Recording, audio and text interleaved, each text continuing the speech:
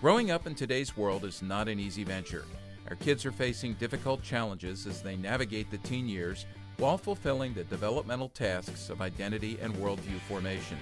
It's especially difficult for our girls. If you are raising or ministering to kids, you won't want to miss our conversation with Dr. Amy Flavin on the digital playground of social media and how it influences our kids' quest for identity on this episode of Youth Culture Matters. From the Center for Parent-Youth Understanding, this is Youth Culture Matters. If you're a parent, youth worker, educator, counselor, grandparent, or anyone else who cares about kids, we're glad you've joined us for this practical, informative, and hope-filled podcast. This is a place where together we talk and think Christianly about the rapidly changing world of today's children, teens, and young adults.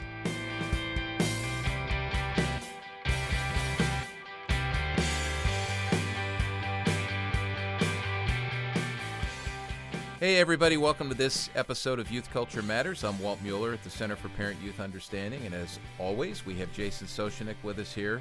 Jason works with us on associate staff at CPYU running our Sexual Integrity Initiative. Jason, welcome.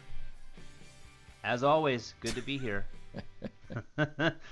That's always my intro, I know, so I get to say say hi. Same thing to you. I need some sort of like tag. Well, I need write a hashtag. something. I need write something new. Yeah. I don't, I just look at Happy you and podcast. I go, yeah, there you go.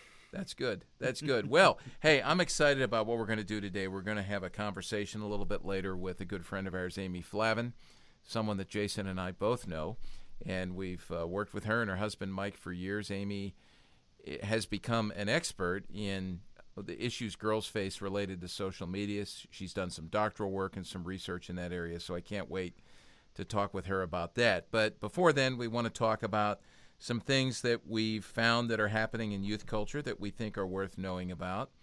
And, of course, well, I'll look over there as we always do. I'm expecting fully that Kent and Chris have something up their sleeve for us. We have no idea what it is. Do you have a question? Do you have a quiz? What do you have, Kenton? So we have a question for you today. Okay. And the question is, what are your 3 favorite smells? Oh, yes. 3 that is a favorite great smells. question. 3 All right. favorite now, smells. Now, the funny thing about this is they're really laughing over there because Chris and my wife, Lisa, both in this office, are what I would call super smellers.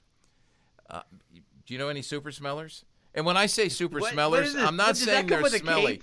Does that come with a cape? I'm not saying they're smelly. Their power of smell is just over the top. I got what you're saying. They'll get things. I got what you're saying. And what's really funny is that we like have someone in the office now on the other extreme, the other end of the spectrum. Can you guess who that is, Jason? He's having a hard time. No, he's having a hard time smelling at all. Who in our office would? Who's the only person? Cliff. Yeah, there you go. You got it. So Cliff's having a problem. Like he can't. Like, and for our listening audience, now we've essentially noted everyone in the CPYU office. Right. So Chris and Lisa will, they'll get their sniffers going and they'll be onto a scent.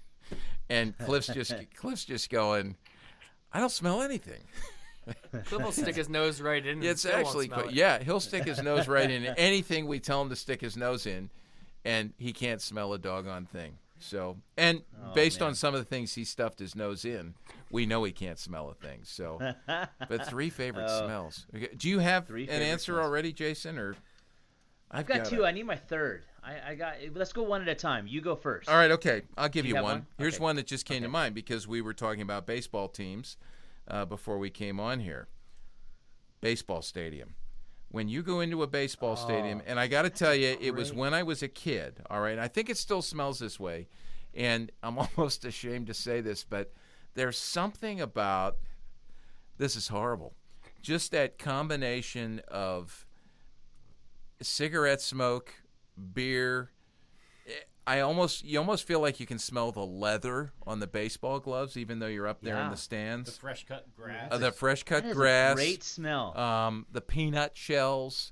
Whatever else is there. I mean, it's just the whole combination of things. And I'm telling you, I don't want to get off on talking about this, but that first time in 1964 when I went to Connie Mack Stadium in September with my dad to see the Phillies play the Dodgers, it was the sights, the sounds, and the smells. And that's what I smelled. Honestly. It almost feels smells actually I feel have more of a release of memory than do other senses. There's just something about smell that can take you back to a moment, and I am right there with you. I love the smell of baseball stadiums. All right. I'll never forget either. It's incredible. All right. Okay, so the first thing I thought of, I'm not as nostalgic as was Walt with his answer. My first thing was bacon. I just absolutely love bacon. I can be in a dead sleep having only slept for 45 minutes and I smell bacon and I am like, bacon! And so, oh man, we're getting ready for our fundraiser. And I saw a picture that had something wrapped in bacon, and I said, I just want to make sure that no matter what, those are a part of our entrees because it's bacon. You can't go wrong with bacon. I love the smell of bacon. Bacon has so many fond memories. Oh, man. I can't start with all of them, but I'll just say I love bacon. You should nothing like waking up to the smell of bacon. Maybe you should sell bacon cologne as one of your fundraisers. Ah, man. If I just there is something just so good about bacon. I love the smell of bacon. All right, enough. I've made it clear. I know. 2. What's yours, Walt? All right, I'll give you number 2. I'll give you a food smell since you came up with a food smell. Cinnamon buns. Fresh baked cinnamon buns. And there's something about that. I mean, and it doesn't even have to be cinnamon buns. It could be pies and things like that. But when you walk into the house and there's just something that takes me back to childhood or to fond memories, in the kitchen, at my house growing up when my mom would make something, or at Lisa's house when her mom would make something. So I like that. And here, this is, like memories. I remember one time when our son Josh, who's now 30, was in college. He came home for Christmas break. And he walked in the door, and as soon as he walked in, the first words out of his mouth were, he said, "Smells like Christmas." And I think it was Lisa was baking something. So I just, I love that. That's I'll take it even a step further and say a childhood memory of something being baked was going to Williamsburg, Virginia, and going into the bake shop, and they were making some sort of ginger or spice cookie, which that's on the same level. Oh. So I love that. Yeah. Okay. What do you got? What do you got? Number 2. My next one would be gasoline. You know what? I'm with you on that. When I was a kid, I remember that. There's something about gasoline. Yes. I don't know. I don't know why, but gasoline is always a smell. Do you seek it out? Do you sniff it a lot? Because no, but if you did, that would explain a lot to me. I love pumping gas and smelling gas. I mean, there are memories attached to it. Like this weekend, I was mowing and I smelled the gas, and it brings me back to times with my dad and doing those things. But gasoline is just one of those smells. So that's awesome because I do remember that. Yeah. That is, like when you're a kid, it's you wondered if you were supposed to like it or not. Oh, I thought I didn't think there was anything wrong with it. Now I do when I take cognitive tests and things like that. You realize that, okay? All right, so you're going with something kind of, we could say chemical or mechanical there. Okay. So I'm going to switch my last one. I was mechanical. actually going to say boxwood bushes because that goes back to Williamsburg, Virginia as well. We have some at our house, and whenever I'm cutting the grass and I walk by them and I turn my nostrils away from the gasoline, I smell the boxwood. But here's my chemical smell. And maybe you're too young to remember this, but stuff that comes fresh off in school, fresh off the Ditto machine. Do you know what the Ditto machine is? Ditto, D-I-T-T-O. I think that's what it was called. It's like the mimeograph machine. So it was like this, it was this thing where you turned a handle. Some of them, were electric, and they would. It was the early version of a copy machine. Yeah, and you would use a stencil. And I know that none of this is making sense to you, but we would actually. I have a picture in my head. I don't know. If we loved quizzes and we hated quizzes. We hated the quiz because we had to take the quiz, but we loved them because when they handed out, the teacher would hand you the paper. Everybody was just sniffing this thing because it was this fresh. It's kind of like a Sharpie. Smell. Do you, Chris? Do you remember that at all, or something? I do have a few experiences with that. I don't remember the smell as vividly as you do, but I do remember there being a smell. Yeah. Yeah. By the way, I'm not. Just listening to you answer takes us back to one of our other questions about that Kenton asked about the imaginary friend. I'm just going to mention this. We don't have to get into it. But afterwards, Jason, were you here when we shut down? Yeah. And he was saying who his imaginary friend was C.J. Raisin. His Raisin. imaginary friend was named C.J. Raisin. That's awesome. All right, we're not going to get into that. Okay. He was sniffing All right, too much gasoline. So Give us your third. My third. Next episode. My third. I said we're not getting into it. Next episode, I'm going to have to reveal something All right, about okay. you. Reveal. What? Ooh, Are you embarrassed by that? Heck yeah. Okay, all right. I love it. Well, the third one that I would say is this is my nostalgic one, but there is no smell that takes me to as many memories as when I'm in the woods and I can smell the pine, or I can smell after a rain or in the early morning. There are so many great memories that I have of that smell. And in fact, there is something with that smell. I can sometimes, and the Northwest will get some of that sometimes at certain times of the year, even at our house. And it's a calming and peace. There's almost this rest that lands upon me over that smell. And that is probably one of the most powerful smells that exists. It's one that just allows for me, and I almost take a Sabbath in the moment that I smell it, because it's just so powerful. And I look forward to that smell every summer. That's like when we're at the lake, and you're on the lake. Lisa and I like to go out on the lake. Yeah. Late at night when it's dark and the water's still, it's very quiet. You look up at the stars and you smell the woods and the smoke from people's fires that just is floating across the lake. It's awesome. It's awesome. Yeah. Yeah. I thought you were going to say you smelled the stars, but. Well, I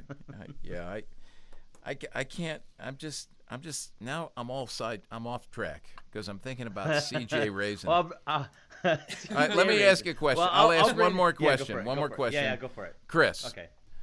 What do you know what C.J. Raisin's favorite smell was? Do you know what it was? I heard it through the grapevine that he really liked the smell of chocolate chip cookies. Okay, chocolate chip cookies. All right. Well, we're going to investigate C.J. Raisin some more. So, all right, good. Well, let's talk about youth culture, Jason. Yeah, we should probably get to some youth culture news. Now that we just wasted 10 minutes, hopefully people enjoyed that. I'd love to know. Hey, look, if people are able to comment on our podcast, we'd love to know what your favorite smells are. So, are we at that point yet? We're able to take comments, or did I just expect something that we're not? We're getting there. At the moment, we can't. Okay, we're getting there. All right. Yeah. Go ahead and email us. Or podcast@cpyu.org. What is it? Yeah. Podcast@cpyu.org. Podcast@cpyu.org. We'd love to know what your favorite smell is. Kenton, I got to say, that you don't want was a them to good send question. their favorite I like smell? that question. Thank you. It's about time. Yeah, no, don't send your favorite smell. We're working with youth workers here. I can't imagine what we get, if that's the case. So, all right, let's talk about youth culture. Jason, what do you have? Yeah, so I'm starting on the lighter side, since we kind of had a little bit of the lighter side, but I'll just start with one. I just love the title of this. Study finds video games may have positive effects on kids. Had I known this when I was younger, I would have used this as a tool in my weaponry with my with my parents. Yeah, say that 3 times fast. But what they are finding, the Journal of Social Psychiatry and Psychiatric Epidemiology, say that 3 times fast. Wow.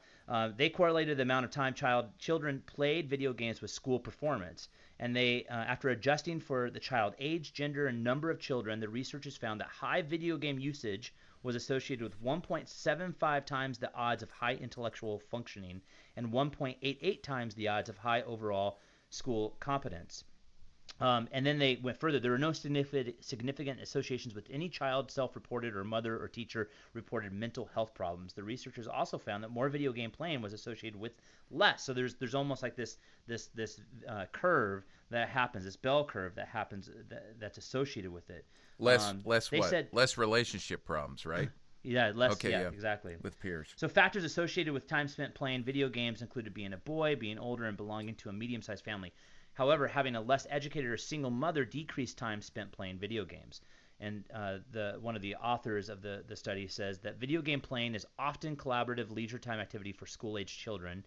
And they go further. These results indicate that children who frequently play video games may be socially cohesive with peers and integrated in the school community. Going further, we caution against, and this is really important because this is where I think a study like this is really keen, or at least that we need to pay attention to what's said. It says caution overinterpretation here. It's setting limits on screen usage remains an important component of parental responsibility as an overall strategy for student success. But I do think that one of the things that this study points out is there is something to this that can actually have a positive impact. And it goes back to everything that we always talk about.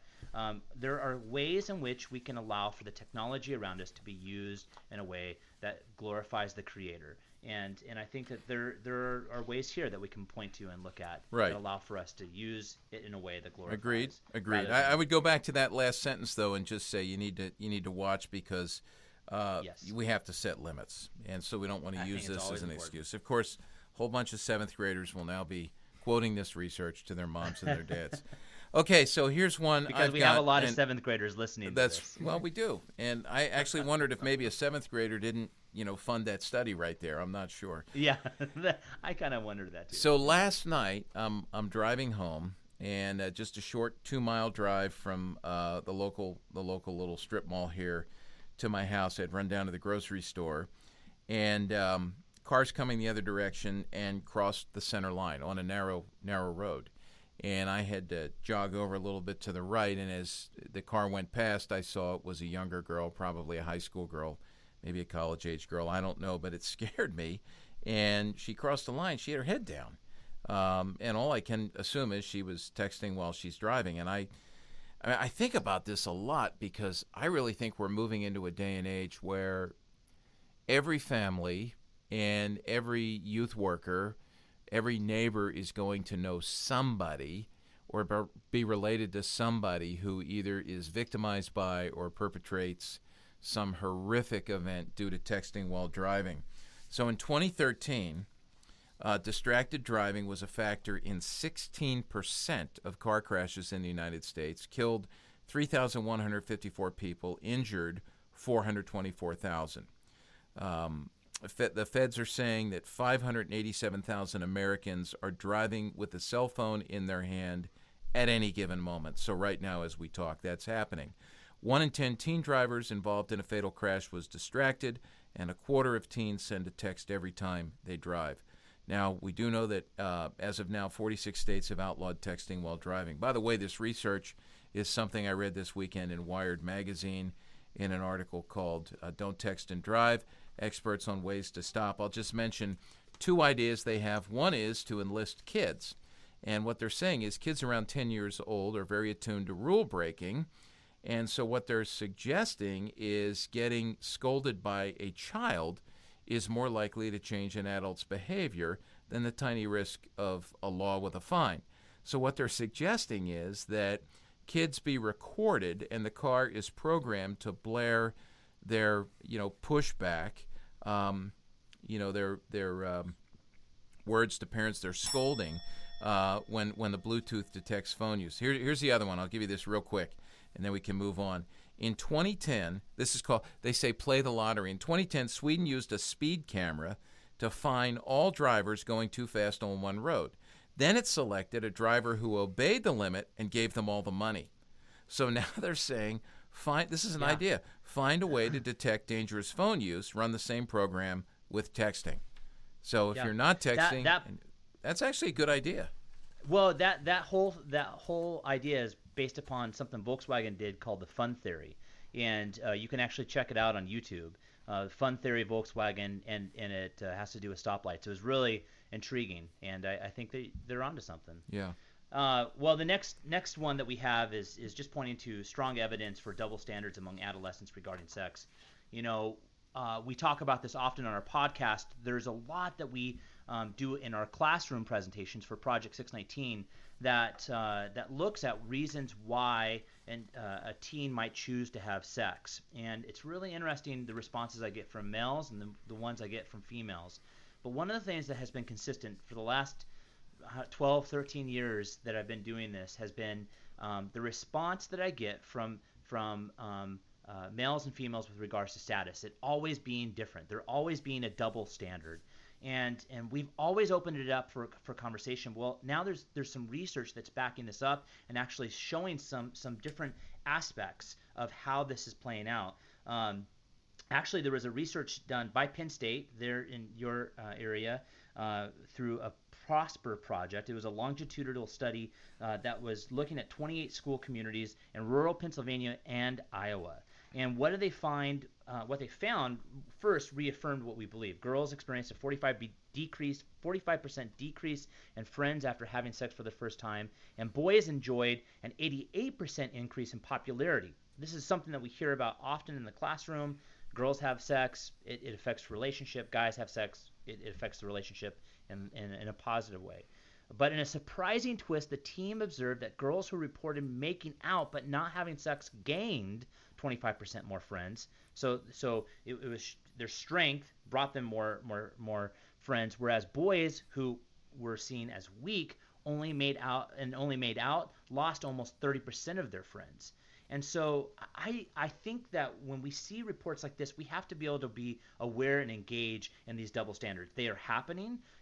They're not changing. And I think that with the use of social media and the way that teens are now engaging in conversation, I wouldn't be surprised if some of this changes. And so I think one of the things that can come out of a study like this is our need to be aware of the influence that, and that's why I'm glad we're having this podcast today, because it talks about the influence that social media is specifically having on adolescent girls. Yeah. And just to mention this real quickly, to summarize, basically what we see is guys, in terms of being the sexual aggressors, are seen as heroes.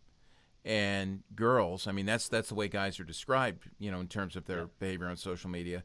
Girls, sexed or whatnot, and then you start with some of that slut shaming, and they get labeled as sluts. So there is that double standard. We're not saying fix the standard. We're saying let's deal with the heart and look at the behaviors, but we need to be aware of this to push back on it. Okay.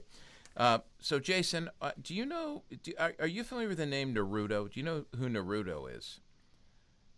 Pablo Neruda? No, I have no idea who Pablo Neruda is. But Naruto is this. Okay, so Naruto is this now famous monkey from an island in Indonesia, and what's called a macaque monkey. All right, and so this photographer by the name of a British photographer, wildlife photographer named David Slater, traveled to the reserve in Indonesia where this monkey lived.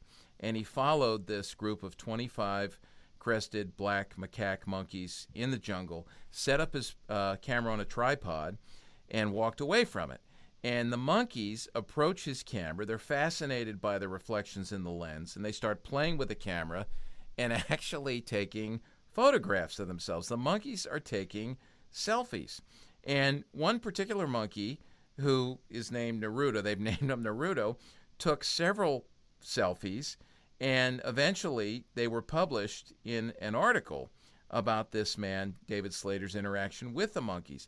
And then he published a book called Wildlife Personalities, published in 2014. And one of the selfies of this monkey Naruto took of himself was on the cover. Now, the whole thing is just crazy when you think about it. It's kind of funny. And now it takes a weird twist. And this is where it becomes just bizarre. I'm just going to pass this on informationally. But in September 2015, PETA, People for the Ethical Treatment of Animals, filed a complaint in U.S. District Court in California naming the monkey that they've called Naruto as the plaintiff.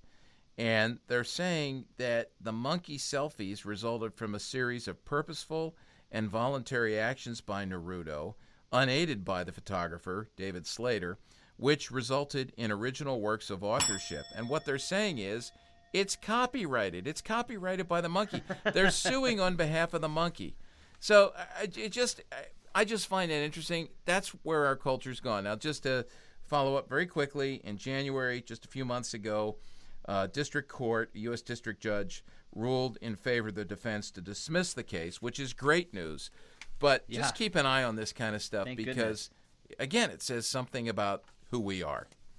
I'm just glad it wasn't a selfie of you. I'm glad you made sure that. I don't take those. And there's good reason. I mean, I just look at me. I don't take selfies, so. We'll let that be. Well, hey, moving on to the next one. If you haven't been paying attention, CJ Raisin doesn't take selfies either. CJ Okay, Raisin, go on. that's Give us right. another story Yeah. here. Well, here, very quickly, if you unless you've been sleeping under a rock, you're probably familiar with the some of the articles that are happening in Time with regards to pornography. Time dedicated their entire issue to Whole influence cover story. pornography That is was having. worth reading. Yeah. It's definitely worth your time, especially for parents and for youth workers. One of the articles was how porn is changing a generation of girls. Again, we talked about this on the podcast that you and I discussed. This is an overarching theme throughout many of the podcasts, and it's going to be one that we talk about today. But they said in the study that that behaviors in popular pornography, nearly 90% of the 304 random scenes that were contained in this study included sexual aggression toward women, who nearly always responded neutrally or with pleasure, and more insidiously, women would sometimes beg their partners to stop, then acquiesce and begin to enjoy the activity regardless of how painful or debasing it is. And on a side note, this is why I think issues of sexual coercion and sexual abuse are happening more and more, because what we see is acts that have happened in pornography being acted out in real life. Now, I've quoted this research before, but Generation XXX is another study that was done, and it said that 90% of men and 1/3 of women have viewed porn during the preceding year. So, and I would argue that this number is continuing to grow. Whenever you come to issues of sexual behavior, the stats don't always show what's really happening behind closed doors. And what we find is that we're still learning that women's sexuality is only in existence for men's pleasure, and this Objects.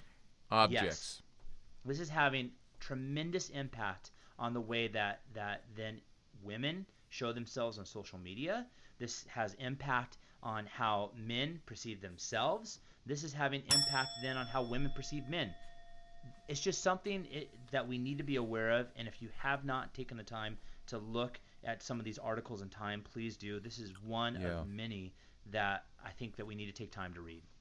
Let me give you one more here, and this is related, and I think it's going to be an unfortunate segue, I believe, into what we're going to talk about after the break. And this is some research that's coming out now, and numerous stories just this week about the rise among adolescent girls in the U.S. of genital cosmetic surgery. I'd never heard of this before, and I guess part of that is because, I'm a guy.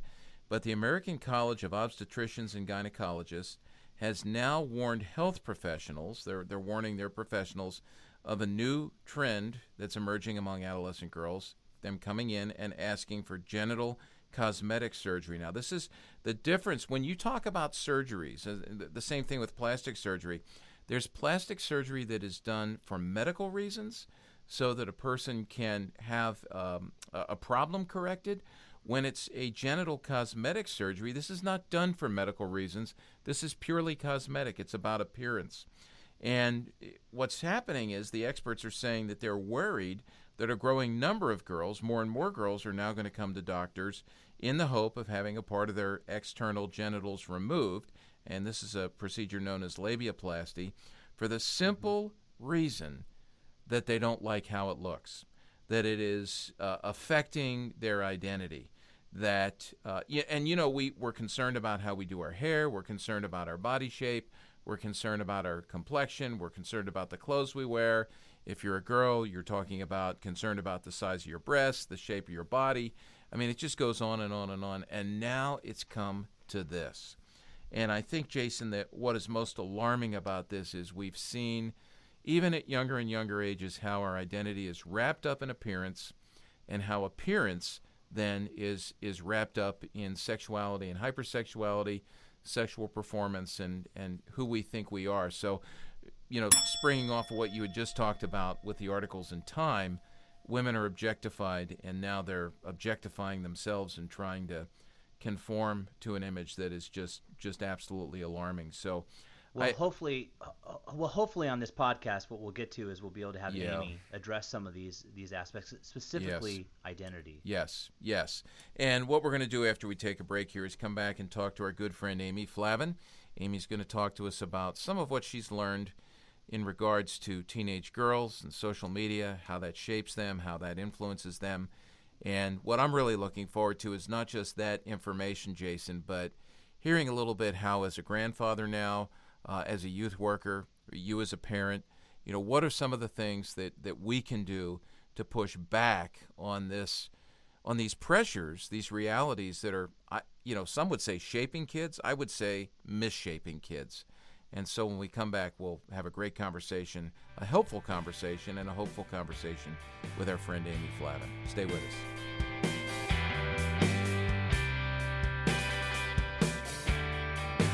Did you know that you can bring CPYU to your church, school, or community? One of our greatest joys comes from being face-to-face with parents, youth workers, educators, grandparents, and pastors. If you'd like to have us come and present a CPYU seminar in your area, simply go to our website at cpyu.org and click on the Seminars tab at the top of the page. You can see the list of our speaking staff along with topics and information on how to book a seminar. We'd love to come your way for face-to-face training and ministry.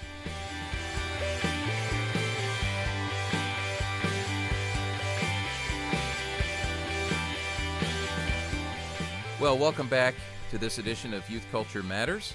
And today we're going to be talking about adolescent girls and some of the issues they face. Jason, you and I have the opportunity to speak to kids a lot and spend a lot of time with kids. And we've been able to see over the course of our years of doing ministry changes, not only in the culture, but in how the culture is shaping kids. And just for a minute, let me ask you about girls, all right? Don't think about boys, but think about the girls you've had the opportunity to minister to over the years.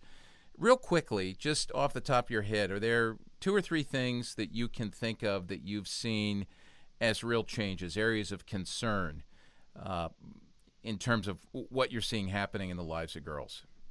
Oh my gosh. Yeah, just in the last decade, it's been amazing how quickly things have changed. I think real quick, the 2 things that just come to my mind right away are the influence of social media and its impact on identity, especially among adolescent females.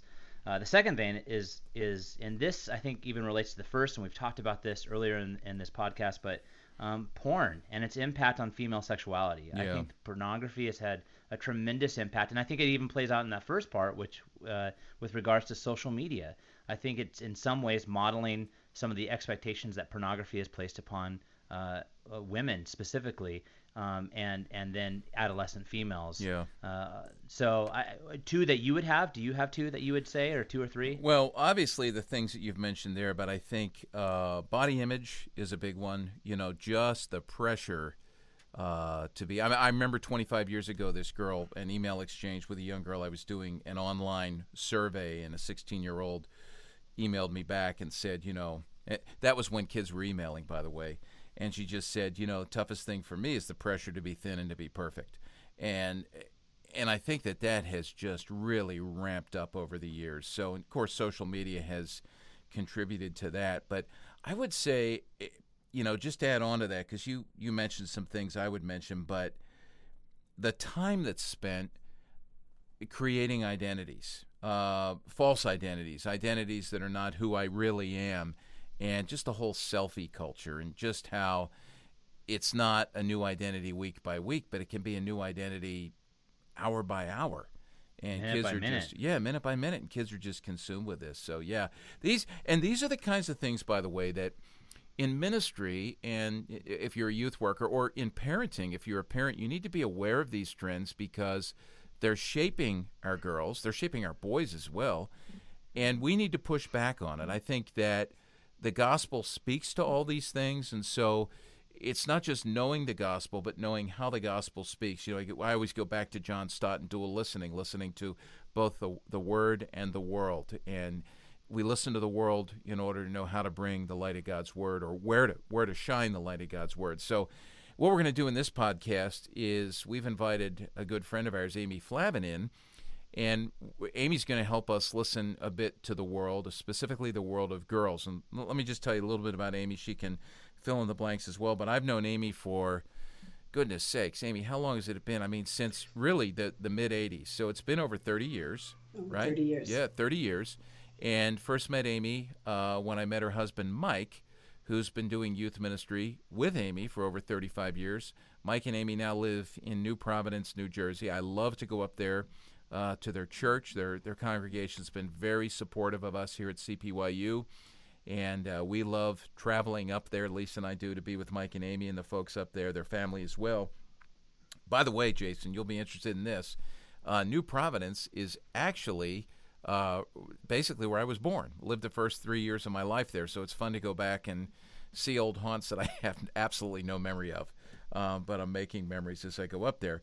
But right now, Amy is working as a licensed professional counselor. She's a therapist, does a lot of work with girls, and then completed, how long ago was it that you finished your doctorate? A couple of years?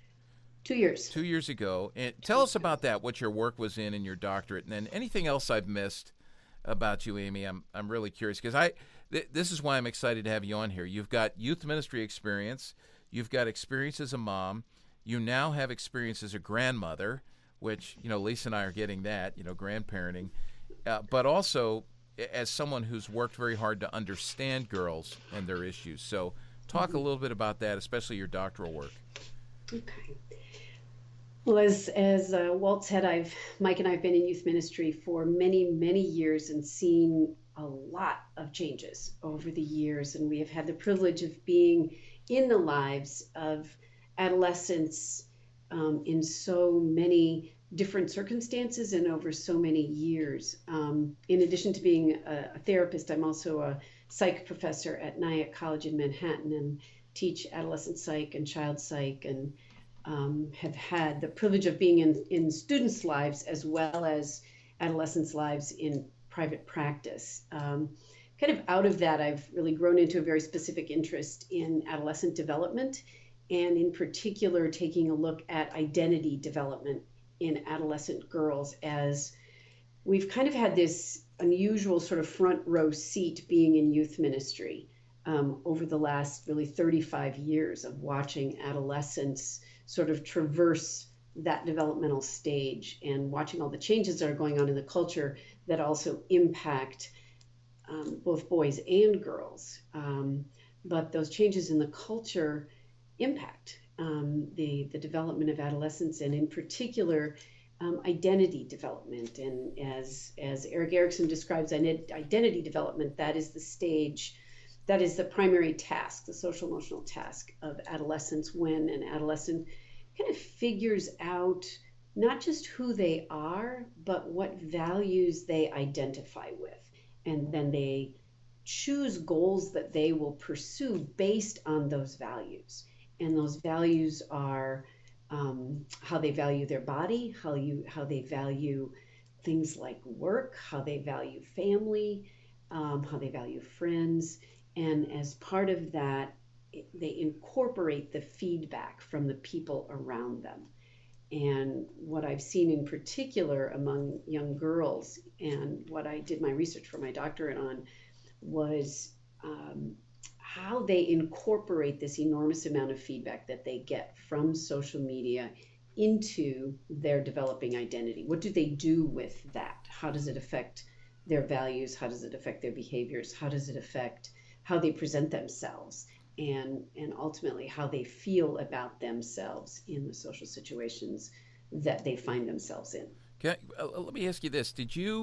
Was it all your years of youth ministry experience that really raised this as an issue for you to study as a researcher then in your doctoral work, or did you just stumble upon it based on, there's a need here that, that I've got to fill a gap, or was it really, man, I've seen these girls over all these years? I think it was a combination. I think the work in youth ministry very, very much impacted that, because I did work more with the young women, obviously, than the boys. But also seeing families and adolescents in my practice and seeing the messes that they got themselves into and the distress, that genuine distress that social media was creating in their lives, as well as the lives of their families and in their friendships and in their social circles and their peer groups. So I think it really was a kind of a coming together. Obviously, what ended up in my office was generally at a more serious level than some of the stuff that I talked about with some of the students via the youth ministry, although we've seen some pretty serious things going on there as well. And adolescents just don't seem to have this ability to foresee where many of their behaviors are going to end up. So understanding that by the time they sit down across from you in a counseling situation, in a therapy situation, is it reasonable to assume that at this point there's a crisis?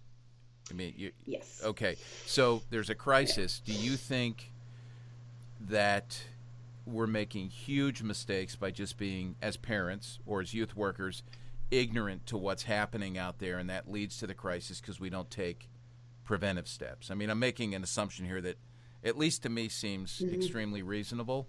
Is that what you see consistently?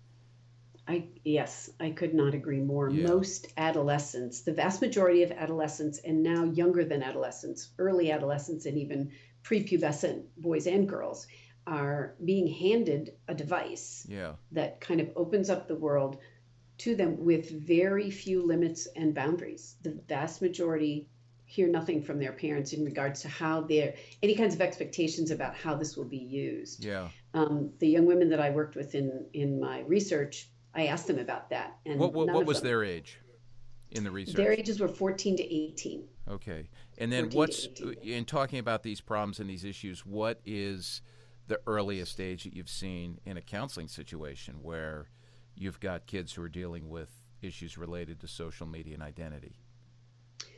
Probably in my counseling room, I haven't seen anything younger than 12. However, I do a lot of work with parents, and the use of the phone comes up every single time. And parents talking to me of younger children, elementary school age children, and trying to figure out how to manage that in their child's life. And also, unfortunately, having this generation of parents who very often do not feel empowered to be parents and are very, very concerned about walking this line of kind of friendship with their children, which very often makes them not stand up for some of the boundaries that they need to have, in addition to the fact that they themselves grew up with zero technology. So they're navigating their own use of technology while they're trying to figure out what to do in their kid's life. What do you think when it comes to working with the parents that come into your counseling session what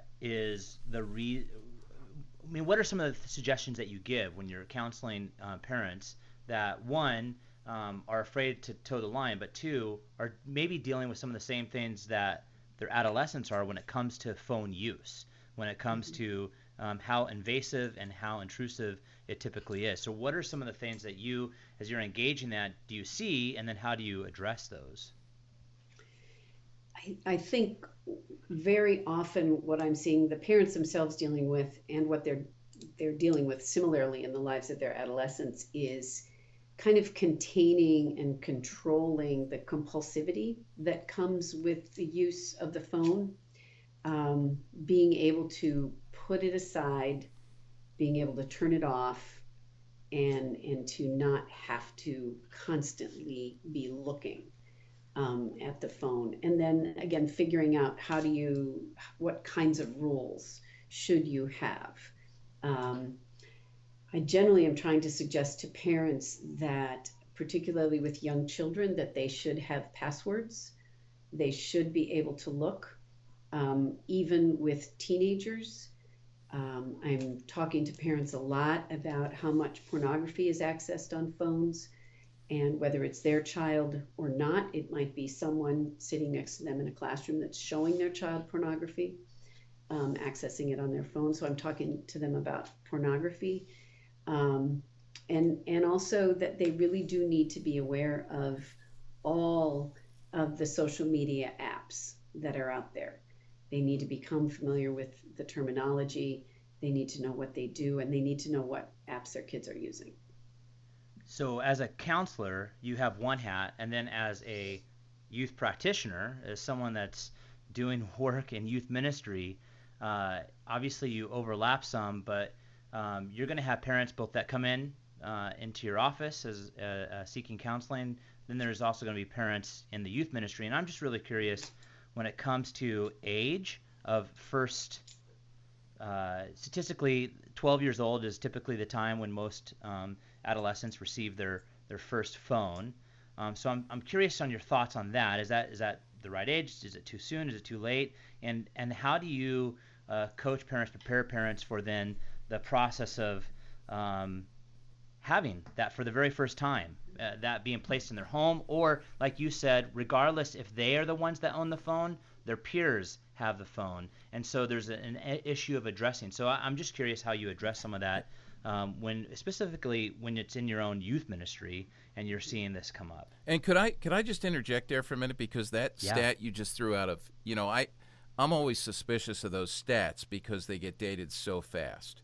And of course, you're always wondering about the validity of the research as well. But let me just throw this into what Jason just said, Amy, because a couple of weeks ago, and we may have mentioned it in a podcast, I can't remember, but there was one survey that came out that said that 53% of kids have their own phone by the time they reach the age of 7, by their 7th birthday. 53%. So it's much younger than the 12 years old. And you're just talking about developmentally, just what a difference from 12 years old, It boggles my mind, But again, I'm not a parent of a 7-year-old, so I don't understand really the pressures again. But go ahead, Amy. I'm thinking one of the most important things that needs to happen, and what I'm trying to emphasize to parents that I speak with via our youth ministry as well as those I work with in counseling, is the importance of modeling. How you use your phone is going to impact how your child does, and a child and an adolescent is not going to have the ability to internally monitor and limit themselves if we don't first limit it from the outside by setting some limits and some parameters. So they need to have parents who are willing to say, first of all, put your phone on the counter at night. I know parents who have a lockbox. They put your phones in a box at night, and they're on the kitchen counter, and they all do it. I know others who I'm encouraging them to have quiet hours in the evening when their kids are supposed to be doing homework. No texting in the middle of the night, no sleeping with your phone under the pillow, that type of thing, so that they're stepping back from that. I think one of the things I'm so often hearing adolescents say is that what they use their phone for is to prove themselves, to make it look like they have a life, make it look like they're a member of some group, and they experience anxiety, legit anxiety at the idea of not being able to be a part of that. So there's this new arena of anxiety when an adolescent feels left out because of what's going on social media, and perhaps a parent is saying they can't be a part of it, or they have to have quiet hours and they can't use their phone, or something along those lines. So anybody of any age, really, during their teenage years or their adolescent years, the formative years, went through this quest for identity formation. But as you described, this 24/7 being wired up, tethered to the phone, always online, always engaging, that's created a 24/7 round-the-clock pressure that causes anxiety, as opposed to when I was in middle school, I'd feel that when I got on the bus until I got off the bus. Yep. And because perhaps, it is, not as intense.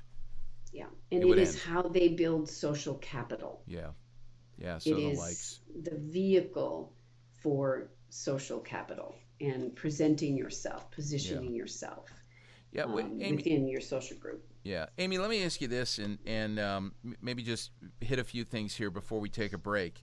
But based on, and you've hit on some of these things, but based on your research and your time spent with kids and families in a counseling situation, what are your greatest concerns as a researcher and as a therapist? I think one of my greatest concerns is how quickly things go viral, and the adolescent's inability to foresee that. That is evidence of, what we do know about brain development, Right.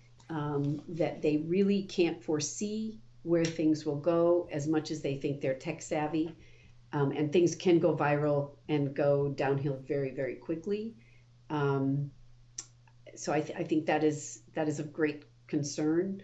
And then the compulsivity that comes with it. They simply cannot put it down. And there is this constant checking.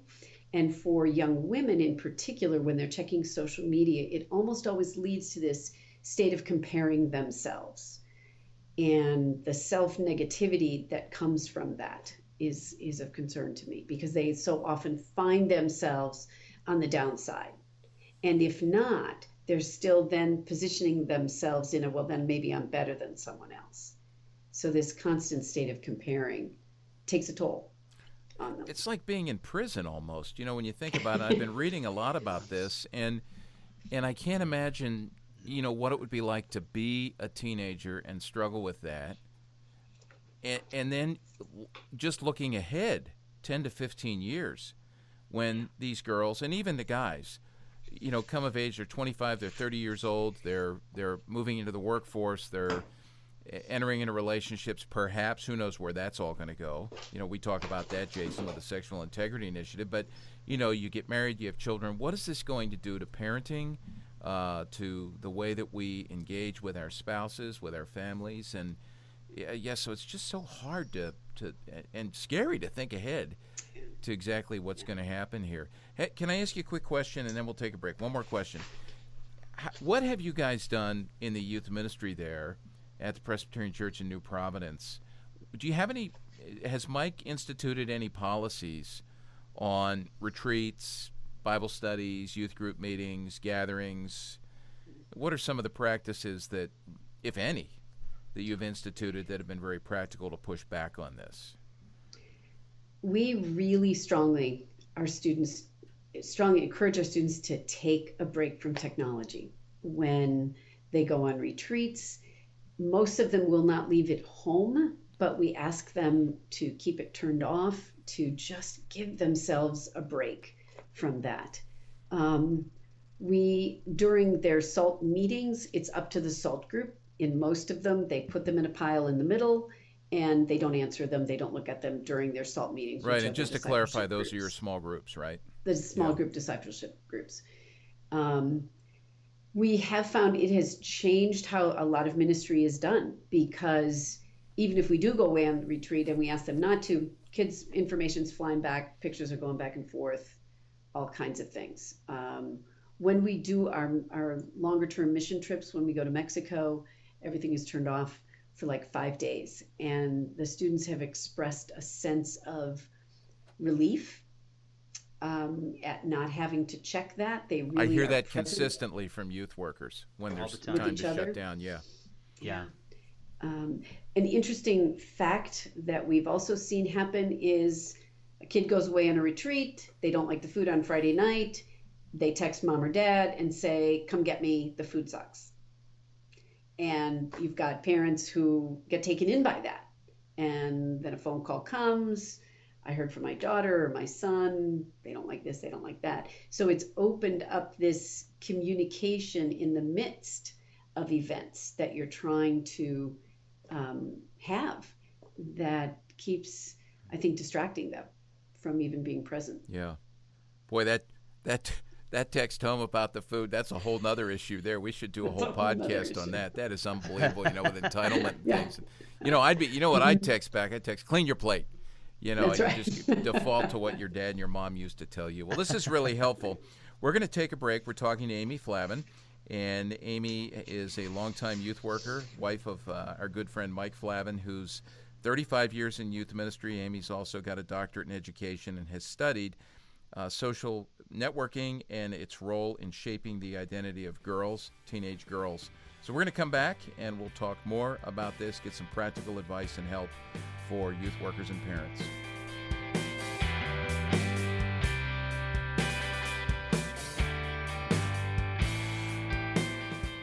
Here at CPYU, we're taking steps to help parents, youth workers, educators, and anyone else who cares about kids help the kids they know and love navigate the difficult issues of life. We've put together a one-day training seminar called Tackling the Tough Stuff that we can bring to your community. Over the course of the day, Mark Penner and I will provide information and practical steps you can take to address narcissism, pornography, self-injury, depression, suicide, and a variety of other tough issues kids face in today's world.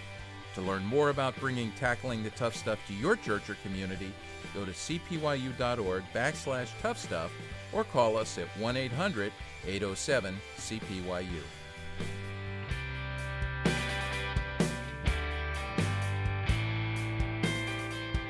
Hey everybody, welcome back to this episode of Youth Culture Matters. We've been spending some time talking about teenage girls and social media, how that's shaping them. We're talking to Amy Flavin, who is someone who's worked in youth ministry for 35 years alongside of her husband Mike, living in northern New Jersey, a bedroom community of New York City in New Providence, New Jersey.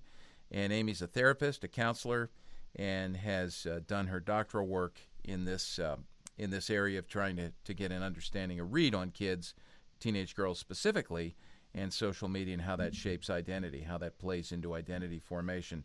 And it's sometimes alarming to talk about this, so we're going to step out of that for a minute and have some fun. Amy, we do this thing with everybody that we bring on. We call it Take 5, and we fire 5 questions at you, and you have to answer them quickly. So, like right away, not a lot of time to think, and then as quick an answer as you can give. And hopefully you won't get out of breath with this, but we've got 5 questions for you. So you ready? Mm-hmm. Yep. All right. You're not scared, are you?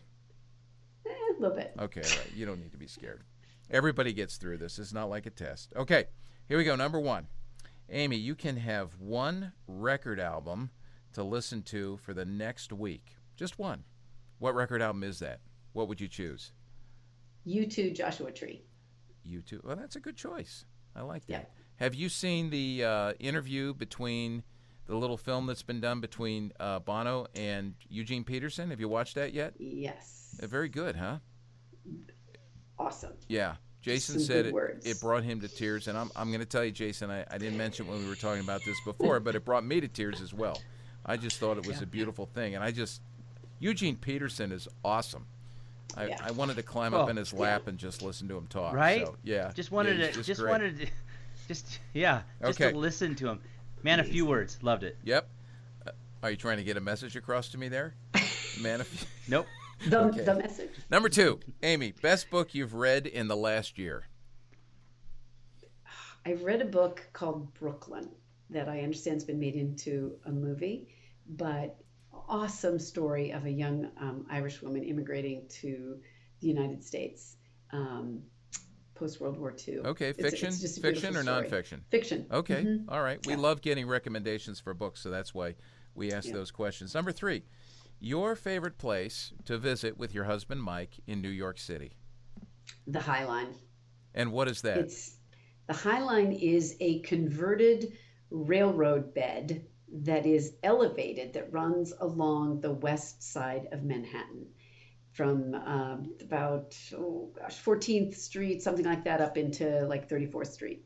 And it's absolutely fantastic. Just terrific views. It crosses over the West Side Highway, and they landscaped it. It was landscaped by landscape architects, and it goes in and out of buildings, and it's just absolutely awesome. Is it a walkway, or can you ride a bicycle there? Or? It's a walkway. No, Okay. No bikes are allowed. Okay. But it's a walkway, and it's elevated, and it's really beautiful. I want to see that. That's why we asked that question. Number 4, greatest bit of parenting advice you could give or you could pass on to a young parent. Be intentional.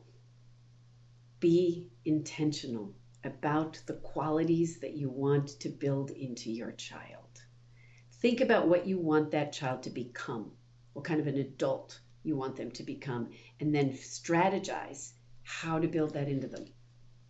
Don't let it be by chance. If you want to grow an adult who's compassionate, expose them to opportunities for compassion and empathy at a young age, and build in those qualities. Good advice. Don't depend on culture to build them in. That's great. All right, last question. Sort of related. Greatest bit of youth ministry advice you could pass on to young youth workers? Find the joy in what you do. Look for the joy in what you do. And don't ever be a lone ranger. Bring people alongside of you to who you can work with, who understand what you do, who keep you safe in what you do. But find the joy in it. I just find too many stories of hardship and kind of what can become the grind of ministry. Yeah. Well, I think to stay in it for 35 years, you and Mike have found joy. I've watched that. And, you've lived that advice about finding people to come around you, because your team is just awesome. I mean, team. I've made some great friends. Yeah, I've made some great friends. And Jason, you've been there too to speak. So it's a it's great just fun place. to be with those folks. Yeah. I speak often of the Flavins when I travel, and their dedication to well, it's serious. Their dedication to not only their youth, but to a church and to a community. It is incredible. I just there's no other word to describe it, because I love seeing individuals who are in the midst of their work, specifically youth workers that just love their community, love their church, love their youth, and it just shines through and through, from the activities to the talks to the relationships. And so I speak often about you and Mike and the work you're doing. It's a lot of fun. So it's a privilege to be able to come alongside and do this. Well, we've been blessed to be a part of a church that gets youth ministry and supports it. And that has made it possible to stay for the length of time and to flourish as we have. Wow. So, that's so cool. very lucky. Well, before the break, we were having some just conversations about parents, and really you in many ways have a captive audience here on this podcast of both parents and youth workers, and I would love to hear some of your thoughts when it comes to one of the things that you had said that you had concern around was how quickly things go viral, and some of the compulsivity that comes around checking. And I'm just really curious. There are things, specifically when things go viral, that become a norm. And I'm just really curious how some of the norms, in quotations, in social media really are promoting something antisocial. And I know that you've had conversations around this. I know that with a lot of your work you've discussed this. I know that we've talked about it. So I would just love to hear your thoughts on how some of these norms in social media really are more antisocial than they are social. Okay. One of the ways in which I kind of frame this a lot of times is that social media is this new playground that adolescents and young adolescents, or even pre-adolescents, are essentially playing in. And it isn't a single playground, because you have the different apps. None of them are using Facebook anymore, but they've got Instagram, Snapchat, Yik Yak, all of the variety of types of ones. And now there's GroupMe, which is another one that's used very widely. So they have these arenas, these playgrounds that they play in. And these playgrounds have rules and norms that develop within them. And unfortunately, things go viral, but they also develop often sort of in this underground type of way, because they're not monitored by adults. And so bullying and sexting and antisocial behaviors, just use of just really bad language, the sending of naked pictures of each other, those types of things flourish without being monitored. And they do become the norms within these social circles. I had an experience about a year and a half ago. Mom called me up. She had a son who'd gotten involved with just his friends. She was, he was doing a lot of Snapchat and a lot of Instagram and basic texting. And all of a sudden she checked his phone one time, kind of randomly. He knew that she would be doing that on occasion because she had made that clear. And she realized that his friends were texting him about asking his girlfriend for a naked picture of herself, which he had not done, fortunately. But she great mom, she went straight for it, and she confronted him. She had conversations with him. She said, we're going to go talk to somebody because this is absolutely outside of the values of our family. This is not going to happen. But what she realized is that this had become the expectation of his peers, that if he was dating somebody, which in 8th grade, what does that mean? But that he would ask her for a naked picture of herself.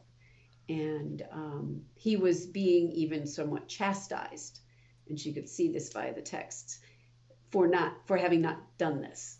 And that is, unfortunately, has become somewhat of a norm.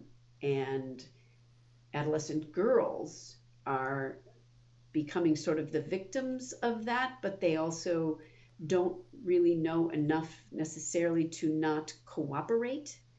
And again, if they've really not been talked to about that and had some limits and some values imposed about what's okay, what's not okay, how do you use social media, what do you send to other people, and so on, very often they will cooperate with that request, because if they don't, they fear then that it will become known that they didn't comply with this norm. And so that's rampant, those types of sort of setting up of these rules and norms within the groups of kids. I think one of the things that is of particular concern when it comes to the bullying aspect of it, and that occurs obviously on a spectrum from mild to moderate to more severe, but just the saying of really nasty things to each other. But when it's done over social media, the individual does not see the impact of their words. And what they're finding, and research is actually bearing this out, is that it denies that individual who says something harsh or mean or nasty or even downright bullying, it denies them the opportunity to develop empathy, because they don't have to see the impact of their words. They click it out on text, and walk away from it, and don't get to see what that does. And so without that reaction that could in fact modify their behavior, those behaviors of texting and so on, those behaviors may continue because they don't see what it does to another student, whether it's their friend or not. And they're Yeah, so I find, because you bring up some of the nastiness and some of the different ways in which communication takes place. Is that something that you would say is more prevalent among adolescent females than adolescent males, or is that something that overall is happening? That's a good question. I think it is more prevalent among adolescent females. I think boys tend to just shoot back and forth lots of crass stuff. There is bullying. Kind of like what happens in a boys. schoolyard or in a garage or something, like the idea you see in a movie. But what they might say to each other on the playground if they were on a playground, or in a locker room. So is there almost an escalation that happens among adolescent females then? Is it just builds, goes back and forth between one another, or and then if there is, or whatever the nastiness that is being described, how as someone that's seeing this, how do you step into the middle of that and help even create opportunities for empathy? Well, I think there's this tendency when something like that is going on for those who are sort of spectators to it, to decide who they're going to ally with. And so they kind of jump on board with one side or the other of what may be being said. And those who choose not to engage in that may actually be ostracized because they don't want to bully, or maybe they actually even stand up and defend somebody. I have talked to a lot of adolescent girls who really struggle with not participating in social media conversations like some of their friends because they know it's wrong, but they also fear being left out. They fear being labeled as somebody who won't do that because it means that they will be left out. And so much of social media is about this sense of membership. I'm part of this and participating in that. I want to ask you about that because let's take it beyond adolescence. You know, we've talked a little bit offline about Nancy Jo Sales and this book she wrote called Social Media and the Secret Lives of Teenagers. I just finished it. It took me a long time to read it. Phenomenal. Rarely does that happen. And I think it's because it's a tough read, you know, in terms of the content. And I just had a message tonight before we started to record from a friend who's a pastor who he started reading it about the same time I did. He just finished it the other day as well. And I said, you know, what took so long? Well, it was tough. Well, one of the things she talks about in there, and I love and I hate this phrase she uses. I love it because I think it captures the reality. I hate it because of the reality it captures, is parenting as performance. In other words, what social media has done is we've tapped into this as moms and dads. And here's what she says. She says, today parents use smartphone technology and social media to broadcast images of their children to the world. They cultivate their children's online selves from birth or even before, in the living room, even in utero. Social media has given parenting a whole new dimension, and it has provided a publishing tool for parenting as performance. And I think it's the same game, but it's being played by adults. So it's vicarious. You know, and even, I mean, I have all these connections on Facebook, all right? They're not necessarily friends. It's just over the years. Jason, it's the same way for you, I'm sure, where you pick up, quote-unquote, friends along the way. So you have the ability to monitor in your news feed as it pops up, your Facebook feed, literally hundreds, if not thousands of people, whatever pops up. And I am always amazed at the number of parents who are doing this, you know, performance, parenting as performance. And look what my kid baked today. Look at the trophy my kid brought home. Look at the record that my child just set. Now, again, there's just so much wrapped up in that in our current cultural context that to me is alarming, because what that does is that basically says, as a mom or as a dad, I'm feeling this pressure as well. But then it goes, this is I don't know, tell me if you agree with this, Amy, with what you see, but my belief is that then it goes and it sends a message to the kids that my parents' love and time and attention to me is based on my performance, you know, to hit a certain mark. I mean, I think there's a fine line. I think we've become too proud of our kids. Can we say it that way? I mean, I think we're building up this sense of entitlement and hubris in our kids by doing this. I think there definitely is an adult version of the pressure to compare that adolescents feel, adults feel similarly. I think there's a lot of adolescents right now who don't have any idea what their parents post on Facebook about them because they're not on Facebook. The adolescents are not on Facebook as much. They may know that their parents are doing that, but they're not seeing it on a regular basis. I do think it sends a significant message about this value of performance and how the parent, you know, is potentially overvaluing that and sending the message that that's why that child is loved, but then also implicitly sending a message of pressure that they need to continue that level of performance in order to continue to be loved. But I think kids are aware. Kids are aware every time, you know, the family is doing something, and it's all being recorded. You know, let's grab a photo of this. It's just, so people aren't experiencing things. They're experiencing it through the viewfinder, let's say, or the smartphone. Yeah.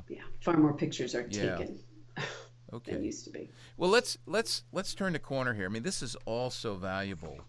But what are some specific things, some specific messages, as someone who has worked with teenagers, someone who's been a mom, now a grandmother, and especially as a counselor, as a therapist, What are some very practical takeaways for parents, and let's include youth workers in that as well? Because when they come into your office, now we're at the point where we're in the redemptive mode. We're trying to fix problems that have occurred. How can we derail these things before they happen? You know, we call it here the prophetic mode, where you speak the truths of God's word, and then the preventive mode, where you take all the steps you can to keep your kids from going down roads and avenues that are really dangerous. Some takeaways. I think one of the most important things that parents and youth workers need to do is to build into adolescents a sense and a knowledge and a certainty of their identity in Christ, and the worth and value that they take away from that they will have a strong sense of self, a self-concept, which is what supports self-esteem. A self-concept is what we know about ourselves, what I'm good at, what I'm not good at, what I like to do, what I don't like to do, the things that I value, the things that are important. Those are things that I know about myself. And self-esteem is built on how I feel about the things I know about myself. So I think we need to build in a sense of self that is not based on performance, but is based on their value as a Christian, as a creation of God's, but also just a sense of who they are. And it's not based on comparison to somebody else, that they have individual value and talents and skills and significance and something that they can contribute. That's good. I like that identity in Christ, because we have so much identity talk now in our culture. You know, Jason and I talk about the Sexual Integrity Initiative. You know, everything now hinges on sexual identity or gender identity. Yeah. And so identity is a hot word. But, you know, just in response to what you said, and I think this is a lifelong battle. You know, like I turned 60 in a couple of months, and I still battle with this, you know, finding your identity in Christ. And just Scotty Smith, I don't know if you're familiar with Scotty Smith, but he's always talking about, you know, preaching the gospel to yourself every day. And the gospel really, in many ways, is, you know, I don't deserve any of this, but God loves me in spite of it.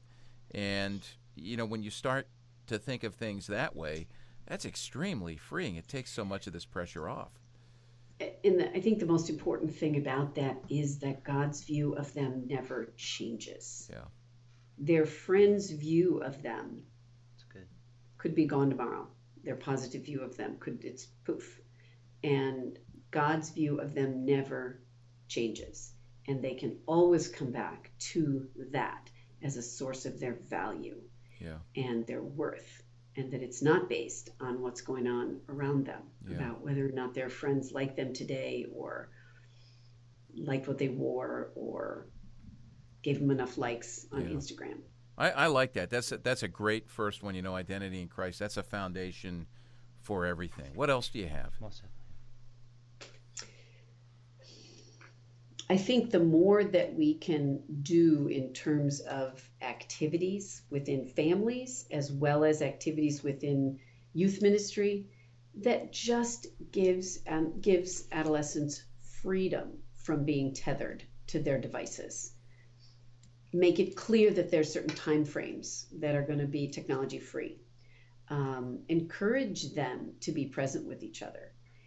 Maybe even help them have conversations with each other. What we've seen is when adolescents gather in a room now, if they're uncomfortable and they don't immediately see someone that they feel comfortable with, they'll pull out their phone and look at their phone.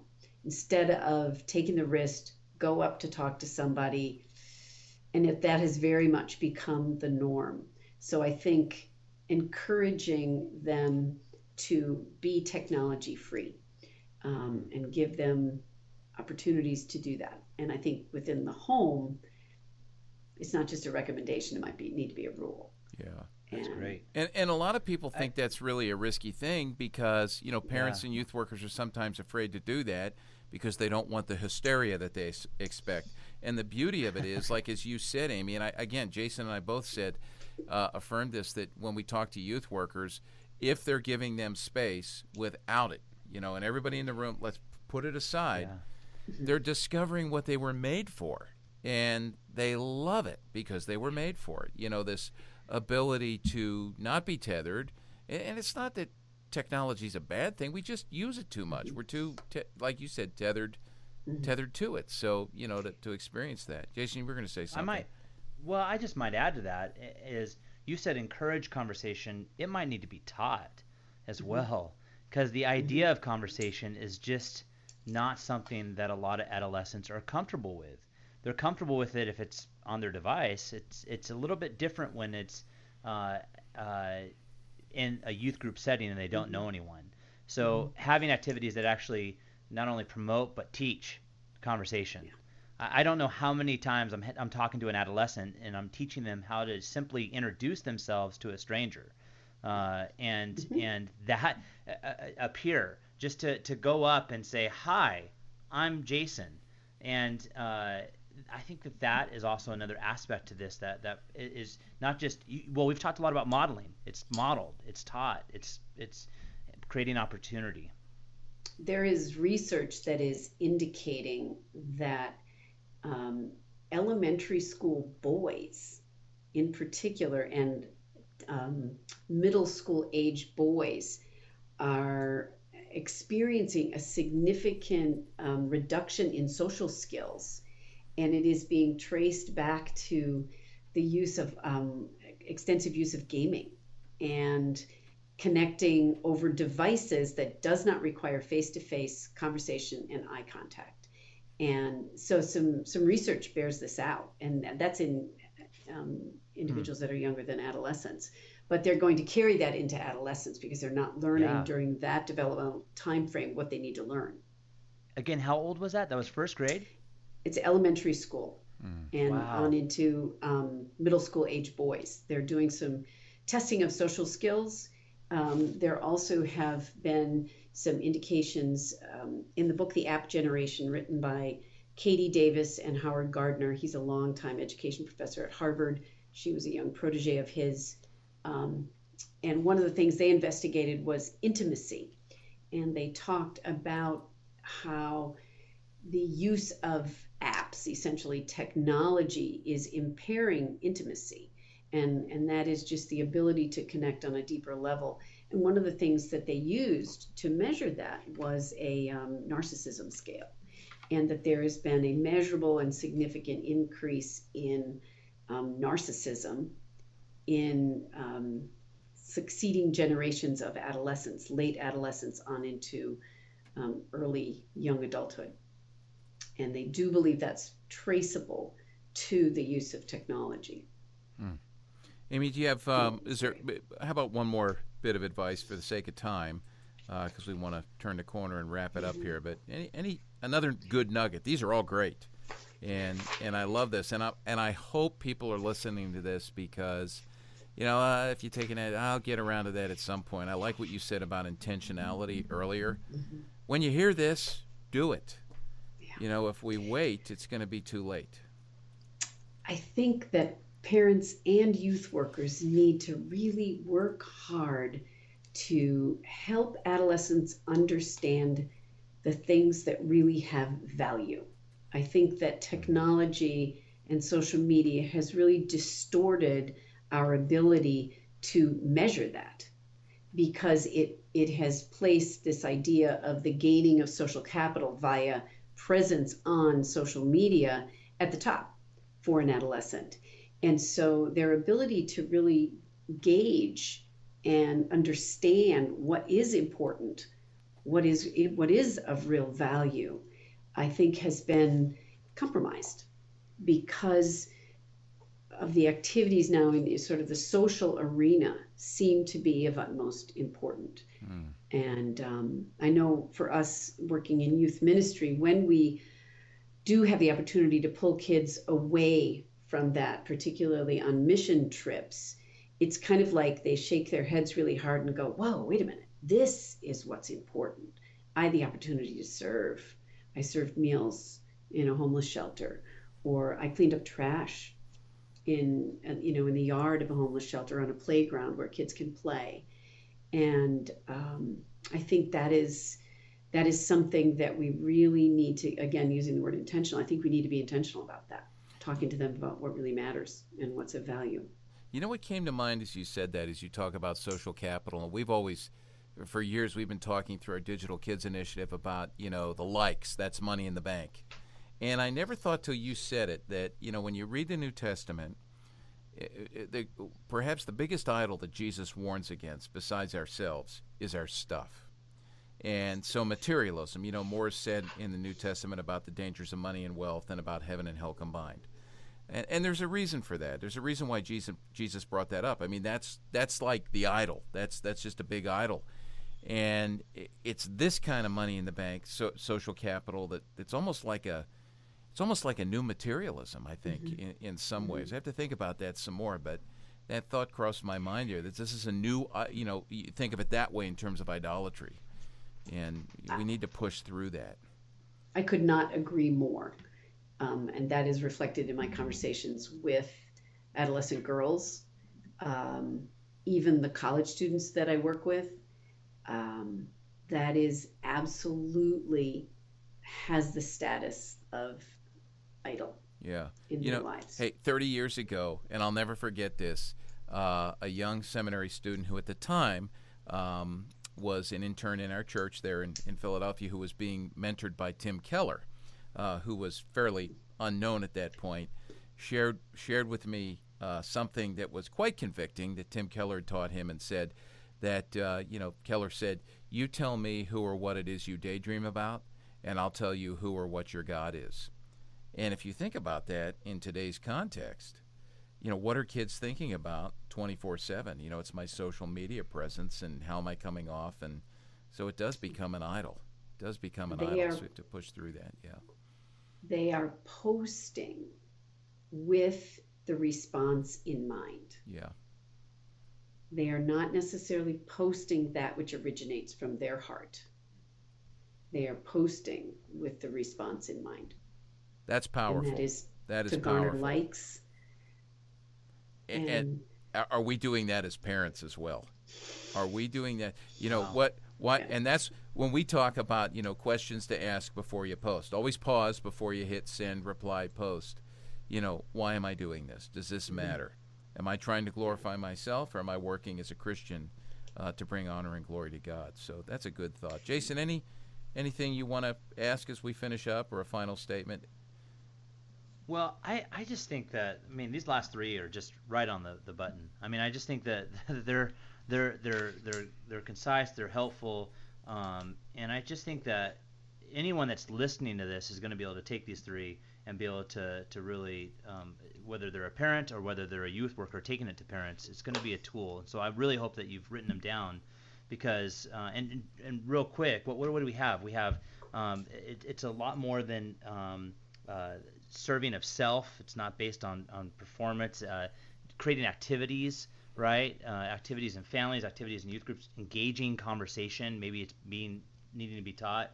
And then the idea of social capital. And I just think that, even what you just said and brought up is something for us to really ponder, because self and stuff were those two things that Jesus spoke often about. And I think that it's just important for us to remember. Maybe as we close out, maybe one last thought.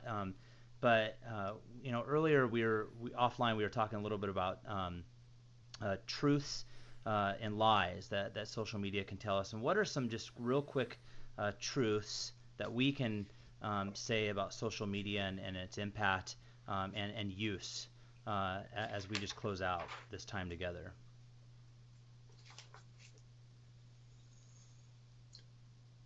I think the biggest lie that they're absorbing, and then I'll get to the truth. I think the biggest lie is that their value is based on what everybody else thinks about them. And usually appearance, right? And very, very often appearance, because that is what people are looking at.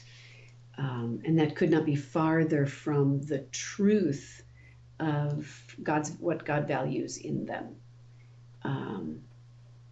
And I think that is, juxtaposing those two is really, really important. And parents need to ask, what lies are my adolescents absorbing from all of the activity and all of the time that they spend online? What are they coming to believe about themselves? And then get back to truth of who they are in God's eyes and the unchangeable quality of that. That's so good. That is so good. Amy, thank you so much for. I'm glad you've studied all this. Thank you for sharing your wisdom with us. And this is not going to be the last time we have you on. It's the first time. And I love the practical nature of this that really flows out of your heart to please God and your heart for kids, which we've seen over the years. And it's just a joy to have you thinking about these things and helping us think about them Christianly as well. So thank you. It's good to have you here. Thanks. Well, folks, we are going to put a bunch of links up on the page. So when you're done listening to this, you can scroll down on our homepage for this podcast. And for this episode, we'll give you links to resources and books that have been mentioned. And in addition, I just want to let you know that we'll also include a link to our Digital Kids Initiative. This is a special initiative that we have here at CPYU that we created to begin to address these things in very practical, hope-filled, godly ways. And there are loads and loads of resources on there that are being added to all the time. So take some time to check that out. It's at digitalkidsinitiative.com. And again, look for the link to that. Jason, thanks so much again for being a part of this. It's fun to do this with you. Always a blast. Yeah, even though you make fun of me all the time, but that's all right. That's okay. You make fun of me too. Yeah, I know. That's the great joy of this. So, all right. And it was a great time having Amy on today. Yes, so thank you, yes, Amy, so much yeah. for being here. Yeah, you're welcome. Awesome. Thanks for the invitation. All right, folks. Thanks so much, and we look forward to talking to you again in just a little bit of time on another episode of Youth Culture Matters. Thanks for joining us for Youth Culture Matters, a podcast from the Center for Parent-Youth Understanding. If you'd like to learn more about today's youth culture, visit our website at cpyu.org. And if you have any questions, comments, or feedback, email us at podcast@cpyu.org.